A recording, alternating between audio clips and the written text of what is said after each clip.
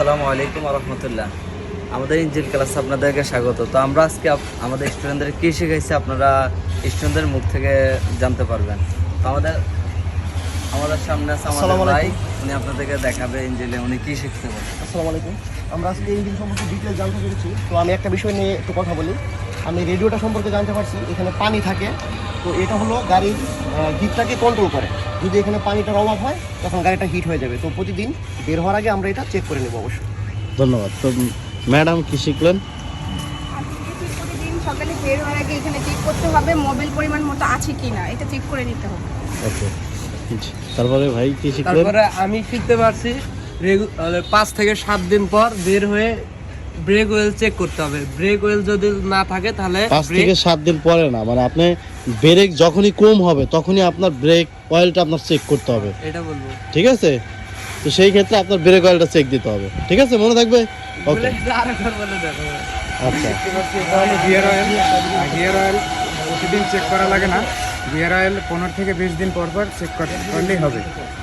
Gear oil ওকে, আসসালামু আলাইকুম। আমি শিখেছি কিভাবে ডায়নামো থেকে ব্যাটারিতে চার্জ বা কারেন্ট উৎপাদন করা। আচ্ছা। ডায়নামো বলতে এই যে এটা, হ্যাঁ, আপনারা যারা ভিডিও দেখবেন এটা হচ্ছে ডায়নামো থেকে যে আপনার কারেন্ট উৎপাদন হয়, তারপরে কিন্তু আপনার গাড়িতে সবকিছু আর কি করে।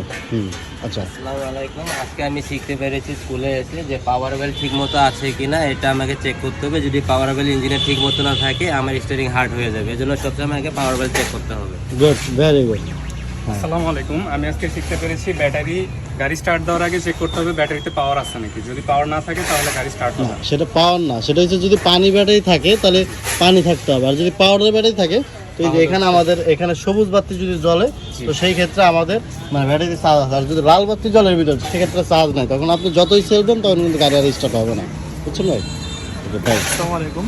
তো ভাইরা যেগুলো বললো ওগুলো তো আমাদের দেখতে হবে। পাশাপাশি হচ্ছে অনেক সময় আমাদের গাড়ি স্টপ হয়ে যায়, স্টার্ট হয় না, সেক্ষেত্রে আমাদের প্রত্যেকটা ফ্ল্যাগ এবং ডিস্ট্রিবিউটার যেগুলো আছে ওগুলো আমাদেরকে দেখতে হবে যাতে গাড়ির কী সমস্যাটা ধরা যায়।